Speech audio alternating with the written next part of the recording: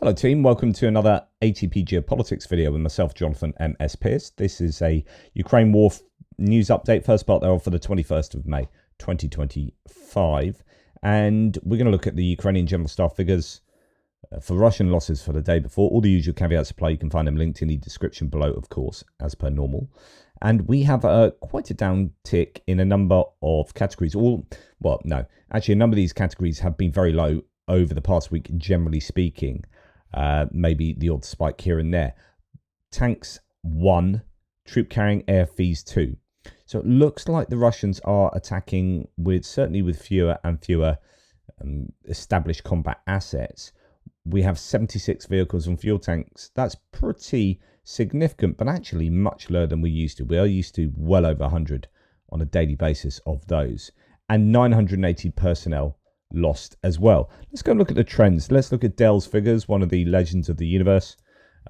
He puts together all of the figures from the general staff and sees what they look like in terms of, just individual figures, and then trends over time and see if there are any sort of records or whatnot. So fairly low figures. We can see that from an individual figure point of view, we don't have any deep reds, right? No deep reds here. I don't know what was going on in these green areas. I think there might be some rejigging of stats or whatnot, but generally no real dark pinks over the last week, suggesting that the trend lines are going in a certain direction. We look at personnel losses. I'm going to get rid of my face here, and you should be able to see the stats more clearly. Look at the personnel figures.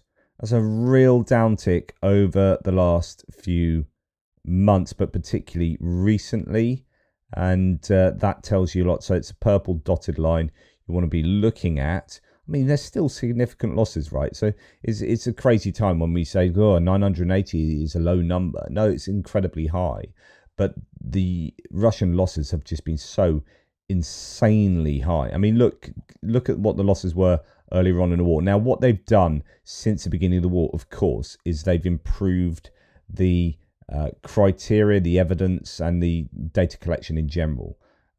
So I think that is, that's worth noting as well. We look at tanks, we'll see another trend downwards. In fact, that trend has been a gradual downwards trend for some time, but actually slightly exacerbated more recently. As you can see, that purple line just dips a little bit more. Those tank losses are much lower than we have seen. And we look at AFVs, again, really significant downtick, another downtick there, but this one even greater. And then artillery has actually been slightly different.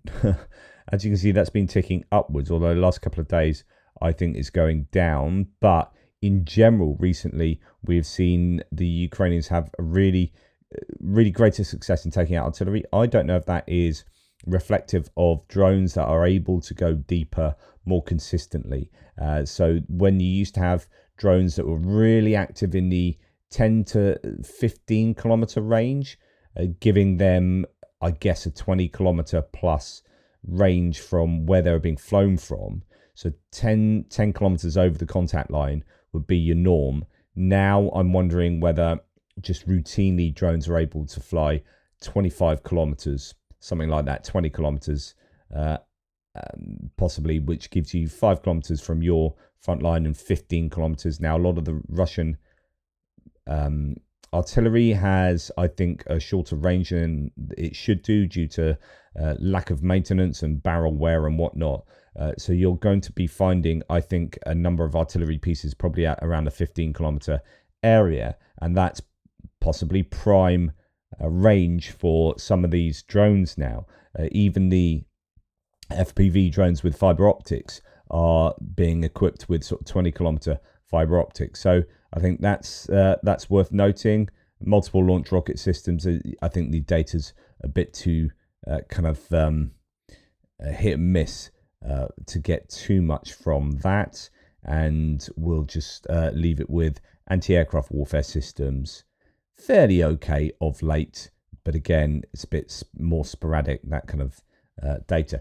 Right, okay, so let's go back to the general staff figures and say essentially, 76 vehicles and fuel tanks, one piece of special equipment. These are lower numbers than we're used to. Is it that the Russians are gearing up for a big summer assault and they're pulling back on attacking in as many places as they were? I'm going to do a frontline update today, I promise. Now, Jakub Janowski's Oryx totting up of equipment. Remember, he doesn't include, this might be somewhat skewed, and I said this last time, he doesn't include, or Oryx doesn't include, vehicles and fuel tanks. Now, these are the most significant, it's certainly a number, vehicles that the Russians are using at the moment. They're just consistently using motorcycles, golf buggies, and even utes, SUVs and whatnot to attack. In fact, I was not going to show you this because it's like meh, whatever. But you've seen enough of these recently. But there was a video kind of indicating this. Here it is. It's this one. So Russian assault group sets out to attack the frontline positions. This is kind of an adapted, just general truck that someone's, taken off the doors or whatever. And there they are, just driving off in that. Now, that will not feature on Jakub Janowski's list. That if that gets blown up and those people taken out, then, that's a combat asset taken out, but it's not something that would be traditionally seen as a combat asset. So when you look at these lists, if we might well start to see Russian losses going lower consistently than Ukrainian losses because they don't include those other vehicles, just these more established combat asset types. So we've got a T90 destroyed here, T90M tank. Haven't seen too many of them recently hit. Not too much else to report. Just trucks and BMPs and whatnot. Now there are 25 there in total. For the Ukrainians, there are 38. So the Ukrainians losing more stuff than the Russians, at least in these categories. But again, my previous caveat may apply. Okay, anything significant here? We've got a couple of drones included there. I wouldn't bother including sort of reconnaissance drones, but there you go. Got FFG MRAP, so German provided mine-resistant ambush protection vehicles. A lot of mobility vehicles there, really. We've got an abandoned N2A2 Bradley. That's going to hurt. That's obviously one of their best tanks. But then, rest of those fairly standard vehicles. And the Ukrainians lose generally more mobility vehicles than the Russians because they have more of them. That's what the Allied nations have given them more than anything else. So your Max Pros, your Kirpis, your Rochelle Senators, your FFGs, they've got Cossacks, Bushmasters, M113s, all of those sorts of vehicles, loads and loads of them, hundreds and hundreds of vehicles like that. So that's what they'll lose more than anything else, I would assume.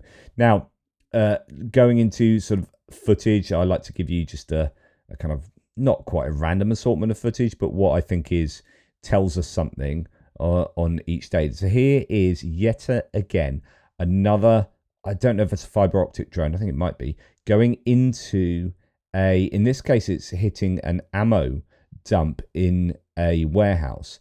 So many videos coming out of single vehicles being hidden in like barns or small, whatever they are, small buildings that are being taken out by drones. We're hearing that Ukrainians certainly have been using, instead of shoot and scoot, where you shoot your artillery and then you get out dodge because it's maybe a self-propelled gun. Actually, you're shooting your gun and then just getting it back in hiding in a barn or something, and then take it out, shoot, get back in. So it's not quite shoot and scoot, it's shoot and hide back in your hidey hole, because the scooting part makes the vehicle so vulnerable to being spotted. But as a result, and I think the Russians are using this tactic, we're seeing a lot of footage of drones going into these small buildings and taking out vehicles that are hiding out there. And I'm sure it's happening to the Ukrainians. We're just seeing more footage of this from the Ukrainian side on the Russians. Now, look at this. I don't know whether these are boxes that are full of ammunition, but they've made a building within a building, if you like, of ammunition boxes. and then the drone goes in here, and it's like Christmas time, isn't it? So one presumes that at least these boxes here are full of ammunition, and then bang, I assume that was the end of that building, because that would be a pretty significant explosion. We have here exactly what I was just talking about. This is a fiber optic drone having a go at a T-80 tank. I'm going to forward it on a little bit to here. Cut out the music because, of course, it will be there. And yeah, we see this drone having a go at a T-80 tank here, hitting it as they often do, where the turret meets the hull, sorry. And then I love watching these where you think, oh no, it didn't do much explosion. Then you start seeing the smoke coming out. You think, oh yeah, no, that bad boy is gone. And then, bosh, it all starts cooking off. And that's the end of that. But you see what I mean about these kind of little buildings out in the middle of nowhere? They clear them out and whack a tank in there. And, you know, Robert's your mother's brother. Bob's your uncle. You've got a little hidey hole for your tank. But, of course, you know, drones, they see.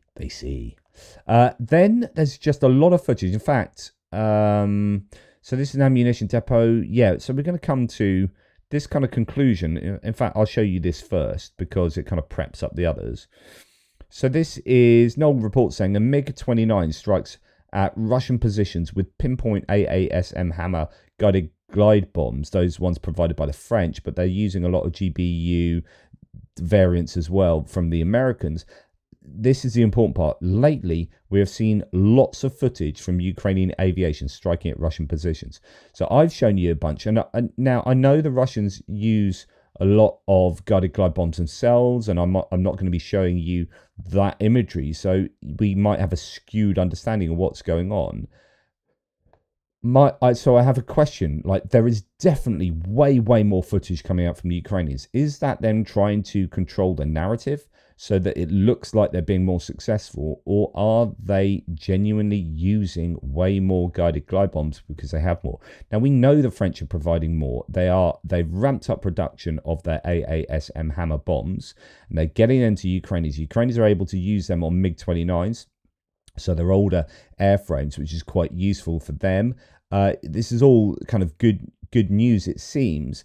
I think the most plausible is that they are using them more rather than they're just publishing the footage more. I think they've always been well aware of the power of publishing footage. So I don't think that's going to be, oh look, should we provide more footage of the usage of these bombs? I mean, here's an ammunition depot getting struck and then absolutely blown up.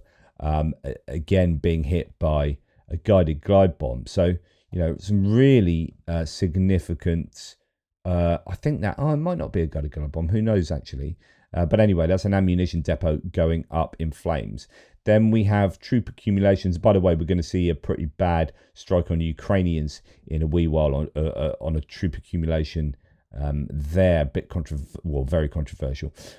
Occupied Kharkovka here. We have somewhere on the river, on the Dnipro River, you've got a troop accumulation in this building that is spotted. So this is all kind of reconnaissance drone activity, checking that is a potential target, and then a guided glide bomb hits that building, and one bomb just absolutely hammers that building and those people inside. So this is sort of stuff that's happening consistently.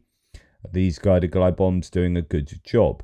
Now, moving on to talk about motorcycles, and this is coming from the analyst on Blue Sky, and exactly what I've said a number of times, which is the Russians using more and more motorcycles to attack was initially something born out of necessity. Necessity is the mother of all invention, and it showed. So the good part of this is that they are running out of key equipment. Then this goes back to just what I was talking about earlier. We're seeing fewer pieces of established combat assets being taken out on a daily basis. That's dropping to the low single digits for both tanks and troop carrying AFVs. Vehicles and fuel tanks still fairly high, but actually that's dropping. So I think activity is dropping, but also the ability to get hold of decent bits of kit is a problem. In fact, I think Covert Cabal has come out with some videos I need to look at to suggest that they are the storage bases in Russia are looking pretty empty. So you add all of this up, and they don't have the APCs and the MRAPs and the infantry fighting vehicles and even the tanks to be attacking in the way that they used to. So they're using motorbikes and golf buggies, etc., etc. They're forced to do that. But it does convey an advantage. So the advantage, well, let's listen to the analyst basically agreeing with what I've been saying over the last few months. Russia's been faced with the need to adapt as its armor runs out. One of those new tactics is a mass motorbike attack. At first, it was seen as being a desperate measure as bike squads were clearly vulnerable and easy to pick off, but now it's becoming a problem. The Ukrainians are facing increasing onslaughts on large numbers of Russian soldiers on high-speed motocross-type bikes. They're cheap Chinese machines, but effective. So many are being used that drones don't have time to react to them. Artillery, by the time it arrives, it has to be used in large volumes and is most likely wasted. Mines are only partly useful, even when triggered by lighter weights to account for the bike and driver. Russia is training soldiers on how to use them, what their best strategy for reaching their target is. Many are now carrying 2 men so that if one is knocked out, the other picks up and carries on. The purpose is to get past Ukraine's front line and its fire control zone and to the second line where the machine gunners and mortar operators are, so they can be taken out to give foot soldiers a better chance. Ukraine still has a manpower shortage, so the Russians know that they tend to stand back from the contact line and use drones and mines to defend the forward lines. If they can get past that by overwhelming the system, deposit men into the stronghold area of a village, for example, they can then start to prize the Ukrainians out. These tactics have been tried out around Toretsk and others in recent weeks. Russia sees them as very successful and plans to equip every battalion with a motorbike squad. It's now being seen as a worthwhile and effective tactic. Old school in that it's all about the numbers and overwhelming the enemy, but that's the core of the Russian tactical doctrine and strategic thought. The Ukrainians admit that bike squads are a problem. Their numbers have gone from a handful of attackers to peaks as high as 158 in one recent operation. They simply cannot get them all. At one time, APCs would deliver 8 to 10 soldiers each, one target. Now it's potentially 100 plus targets delivering maybe 120 men. It's a new challenge to deal with, and they might get only 20% of them through, and that's good. Russia is happy to accept the losses. As long as 20% of get through, that's way above what an armoured column or infiltration achieved. Right, so exactly what I've been saying for a long time, which is you send in 8 infantry fighting vehicles, and you have got, I don't know, 50 to 100 men. Right? Some of them, they'd have 20 people in and on them, right? But that hits a mine, or drones hit those vehicles and immobilize those vehicles. You then have 20 people taken out, and then drones will pick off the single men running around the vehicle that's been immobilized. That's relatively easy to deal with, and the Ukrainians have dealt with that exceptionally well by creating these corridors of drone superiority, okay? But then, instead of 20 people on a single target, on a single IFE, they have 20 people on 20 motorcycles, and one mine takes out one motorcycle, you've got 19 still going. Maybe, with 20 motorcycles, you've got 30 people, as some of them have 2 on them, and they are moving much quicker. They're much more agile than the APCs or IFVs, and they can get to the contact line. This is a way of overwhelming that drone corridor defense that the Ukrainians have. So instead of having troops on the ground, they use drones in the air. Russia have found a way, they've adapted, and they found a way to get through the drone corridors and to the second line of defense where the Ukrainian soldiers actually are. This is a problem. How are Ukraine going to deal with this? Are they going to put posts with wires to take them out or something? I don't know. But then, as soon as you have to put something physical in place to stop these motorcycles, you are putting your men in danger, because you can't just, even with barbed wire, it's the sort of thing you put 30 kilometers back and wait for the Russians to advance to those places. You don't go and put barbed wire on existing front lines. So how do you deal with these motorcycle attacks at the moment? It's going to have to be just even more mines with a lighter trigger sent over by, maybe these ram shells sent by artillery, so you can like litter them all over the place. But yeah, they need to work out a way of dealing with this. Now, interestingly, isn't it coincidental that we see this then today? First Assault Motorcycle Company has appeared within the 425th Skala Infantry Regiment for the Ukrainians. The main task of this company is to quickly break through enemy positions. This is the first company of this format in the armed forces of Ukraine. And what we see, and they're training in the same way that we've seen Russians train. And indeed, we have seen the Russians use a tactic of talking about barbed wire. They will drive a motorcycle at the barbed wire. It will then crash into the barbed wire. They kind of sacrifice a single motorbike. And then the other motorcycles drive over that motorcycle, use it as almost a ramp to get over, jump the rest of the barbed wire. And we've seen them practicing on that. So, they're using motorcycles in a real significant way, the Russians and now the Ukrainians, a bit like the fiber optic drones where the Russians had the head start on that. The other side is going to soon be behind. The difference being that the Ukrainians are mainly on defense, so they won't use, these are offensive vehicles, right, more than defensive vehicles. So Ukrainians have less need for that because they aren't doing so many attacks. The Russians are the ones mainly on the attack. But yeah, it is no surprise that the Ukrainians, I think, are trying to catch up with this tactic. But they need to work out a really significant way to deal with the Russian proliferation of motorcycles and motorcycle attacks. Okay, now we're going to go to an MRAP here. Heroic and skillful drift on 3 wheels. A GUR defender pulled off an evac under fire. So they've evacuated some people near Kupiansk after a Russian strike hit their Max Pro MRAP, saving lives in the process. This is like sort of one of these action films you watch where one of the wheels, it's got 3 wheels.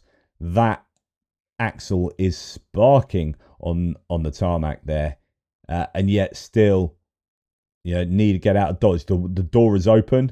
That would be the passenger door, driver on the left hand side, because weird non-British Australian or Japanese vehicles. So yeah, just absolutely careening around, trying to get some purchase with that sparking axle, and eventually drives indeed to safety.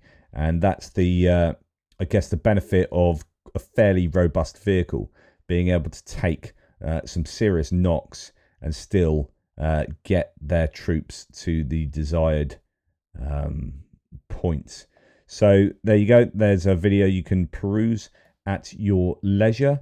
What else do we hear? Partisan group Atesh has destroyed a Russian electronic warfare vehicle in Kherson's Henichesk district. Seen a couple of Atesh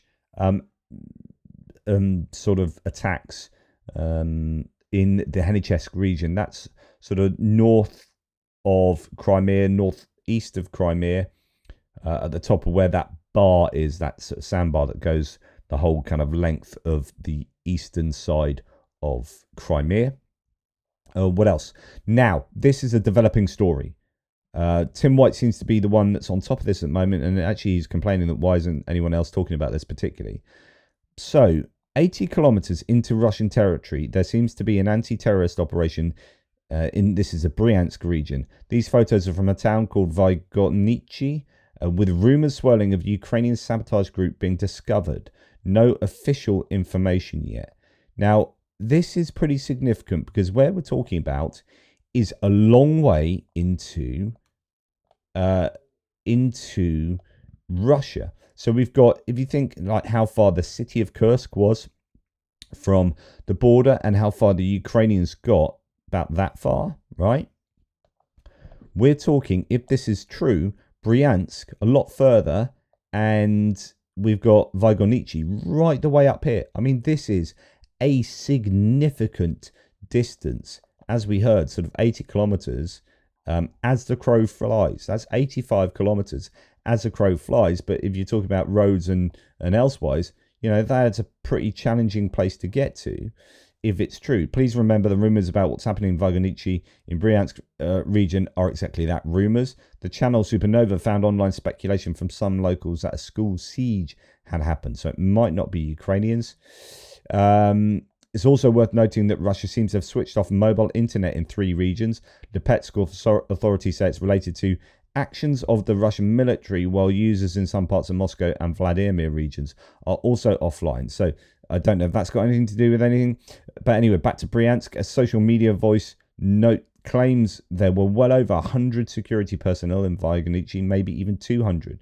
Claiming to be an eyewitness, he adds that writing about 7 or 8 are saying this so as not to cause some kind of panic. Tula and Saransk regions don't have internet. Bryansk update: when Russia says don't panic, people know it's time to panic. So we see everything, don't panic, wait for official information. At the moment, the roads are closed in the direction of a couple of places there near where we're talking about.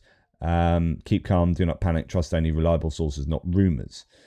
So who knows what's going on there. Latest speculation from Bryansk is that a group of up to 200 Ukrainian military is in the region. I mean, I doubt you can get 200 Ukrainian that far into Bryansk, near the village of Subotovo.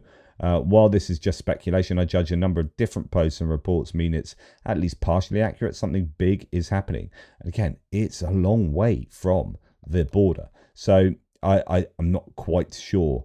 What else does Tim have to say? While I frantically check local sources, channels, and wait for further developments, that he's sort of still looking into that.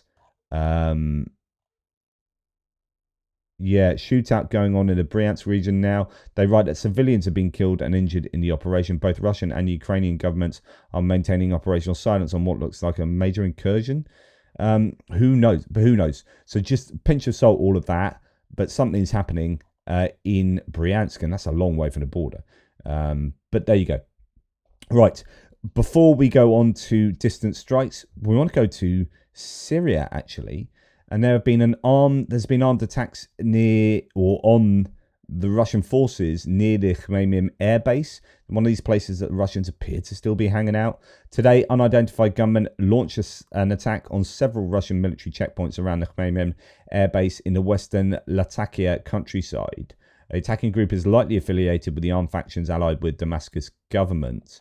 And then we hear there's a report, Jakub Yanovsky says that a Russian base in Syria was attacked by foreign fighters yesterday, resulting in 2 Russian troops being killed and several more wounded. In my opinion, plastering the whole base with mortar shells, or at least the most expensive equipment with FPVs, would be nice. So the report from Rebar is in the morning there was an attack on Khmeimim base. Several militants, presumably natives of Uzbekistan, climbed over the fence and attacked one of the posts where the firefight broke out. The attack was repelled.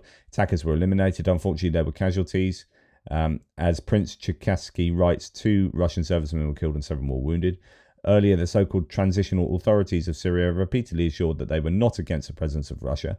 Today's event is another reminder of what they really think about it. Yeah, of course, because you invaded their country and you were, oh my goodness. Anyway, so I can't believe the Russians are still there. They must be really offering some sweeteners to the Syrians. It's a real shame that they're able to exist there still.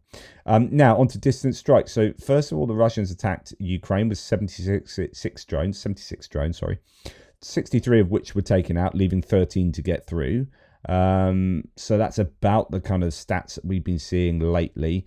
Maybe marginally better. No, 13 out of 76. That's, yeah. 22 were taken out by air defense and 41 suppressed by electronic warfare. So those are the stats there. Now, this is a controversial event that took place yesterday. And it's controversial because it's a troop accumulation, a training base that is within easy striking distance of the Russian border. Why they are still doing this, I do not know.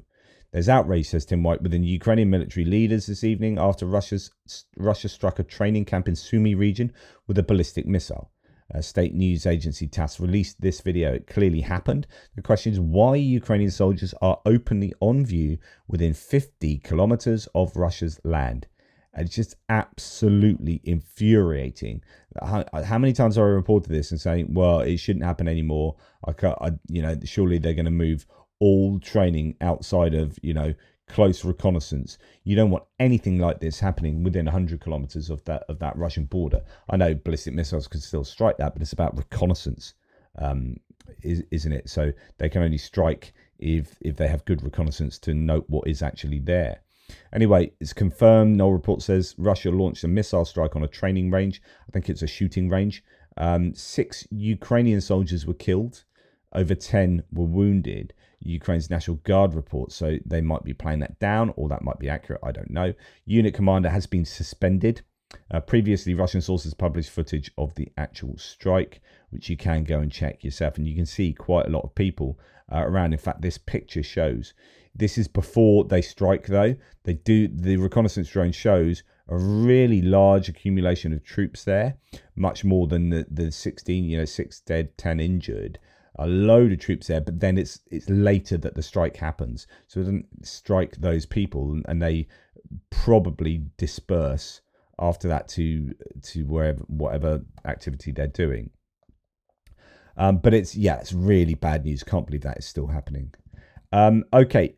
On the other hand, a massive drone strike on Russia last night that the Russians admit 150 drones, they say, were intercepted. So Russian air defense has intercepted over 150 Ukrainian drones in a massive attack overnight on May the 21st, Russia's defense ministry claimed, with multiple sources reporting attacks on industrial targets. However, we have very little information. This seems to happen quite a lot. I do get why we don't see the sort of battle damage assessment and videos, because if they are recorded, then there's very tight rules on releasing them, publishing them. We heard more recently from a Ukrainian military officer, I think, saying that the Russians are not there. There's a difference in kind of OPSEC at the moment, where the Russians seem to be tighter on keeping that footage from finding its way to social media, not so much with the Ukrainians. And a lot of these places also will be in the middle of nowhere. And if they are military targets, sort of air bases and ammo depots or whatever, where you aren't necessarily going to have people driving past with their mobile phones to record it. So there must be an awful lot of strikes that are taking place every single night that are just not being recorded. So here's one that is recorded because it's an industrial area near sort of civilization. Russia admits Ukraine hit a factory in Oriol region overnight. It's a semiconductor plant in Boykov, I think that is. Or Bolkov it's a critical part of Russia's military production. One kind local fought back tears to film the strike for us. So that happened last night, and indeed there is quite a bit of imagery coming out from there. Some more photos and a video to show you from the BZPB semiconductor plant in the Oriol region. The regional governor says there were no casualties, but it was still on fire in the morning. And you can see various footage of that. And this is how the factory looks after it was all put out. Semiconductors are needed for Russia's weapons and missiles. Last year, the plant was sanctioned by the US under the Biden administration.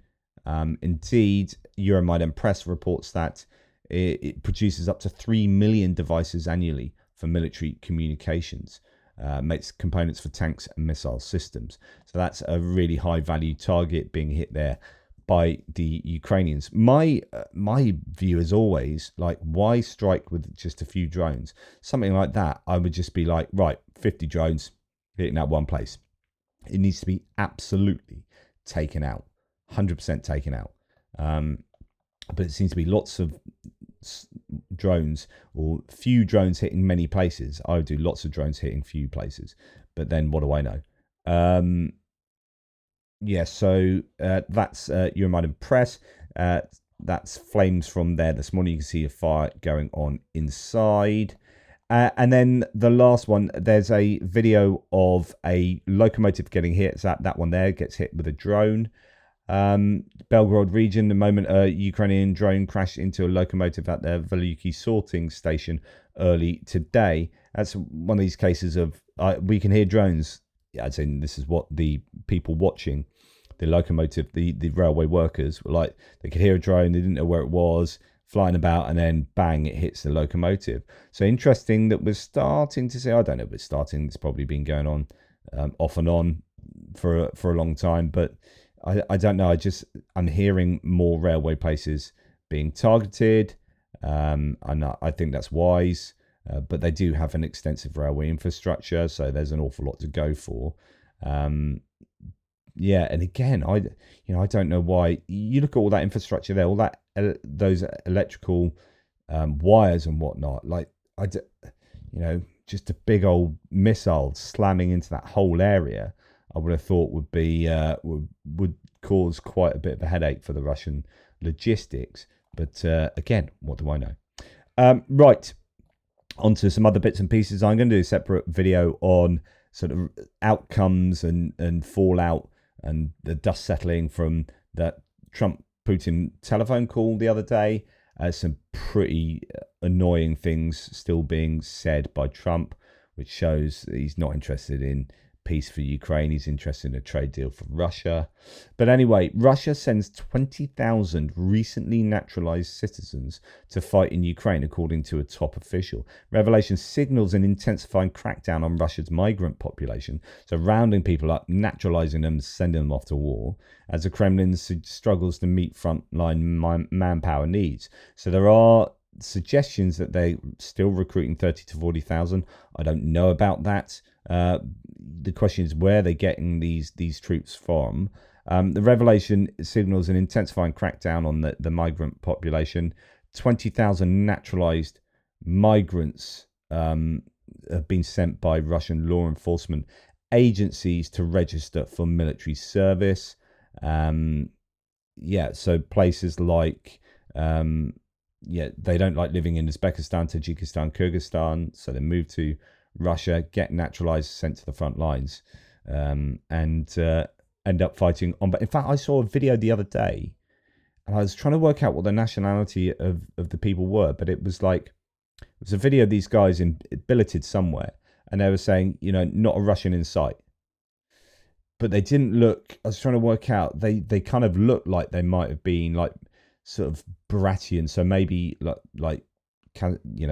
any one of these places, Tajikistan, one of the neighboring countries to Russia, rather than say North Korea. They ethnically looked like, I think, they're from say Uzbekistan, and that was just another piece of the jigsaw to put in there. An anecdote to say, hey, none of the guys here are Russian. Okay, so you got a whole bunch of soldiers, none of whom are Russian, fighting on behalf of Russia. Why is that? How's that happening? Well, actually, that then fits in with this. Let's see if I can dig that up. Yeah, here it is. No Russians. So let's just. I want to make sure that I've got this right. Okay, so you've got these guys. This guy saying that's what happens when you gather at the front. I'm Niv. I'm a Chukcha. And there looks like the flag there. Okay. And Yakut. So Yakutia, Yakut. The Yakutis have gathered again. I'm Nanai, Kazakh, Tajik. So Kazakhstan, Tajikistan. Kazakh still hasn't left. Tajik, Yukagir. He must be 278th. I don't know quite what that refers to. Buryat. That's how they fight for Russia. Not a single Russian, this guy says. So, billeted up, not a single Russian fighter there. Now, some of these are in the Russian Federation, right? So, Buryatia, Yakutia, but then you got Tajikistan and Kazakhstan as well. So, a whole ethnic mix there. That's a video. I'm glad I found it. That kind of fits in with this. That's what I'm always trying to do, is like join the dots here and make sure that we get a sense of what's going on from all of these different sort of anecdotes. Okay, I talked to you about this the other day, that Russia is digging trenches near NATO borders, they're building stuff, bases near the Finnish border. So next to reports here, Russia digs trenches near NATO borders. Finland prepares for the worst. Moscow is rapidly building up its military presence near the Finnish border. Satellite images have revealed new bases, hangars for fighter jets and helicopter pads in areas that were recently overgrown fields and empty land. According to NATO and Finnish military sources, the Kremlin is preparing a post-Ukraine reality. The redeployment of thousands of troops to the EU's borders may be the next step. Helsinki warns that the number of Russian troops near its border could triple within the next 5 years, and judging by the current pace, the wait might not be long. I love this from Tommy, a Finnish guy, saying, "We prepared for the worst for the last 80 years. This is not new for us. Russia's been way stronger before, and we far weaker than today. Stop panicking, world." So it's like, we're much stronger than we used to be. They're much weaker. They can build whatever bases they like. They need to fill them with actual people. And anyway, point is that is a concern, right? Okay, Jack Watling from the Royal United Services Institute on the Ukraine war. Russia's summer offensive will likely have a soft launch with a steady increase in the number and scale of assaults across a broadening area around the main axis. Indications this process has already started, he says. Russia has also, this is picked out by Shashank Joshi, Russia has also been innovating to work out how to degrade Ukraine's layered drone defenses. The Ukrainian interceptors, however, are guided by small radar, and Russia is now systematically working to locate and target these radar stations. Another important line of effort for the Russians is attacking Ukraine's drone pilots. Methodology is to use direction finding, signals intelligence, and reconnaissance to pinpoint the location of pilots and then target them with wire-guided drones and glide bombs. So they're really, really working hard on taking out drone pilots and teams. An important judgment here. So Jack Watling says, so long as the US allows re-export, Europe should be able to meet most of Ukraine's needs.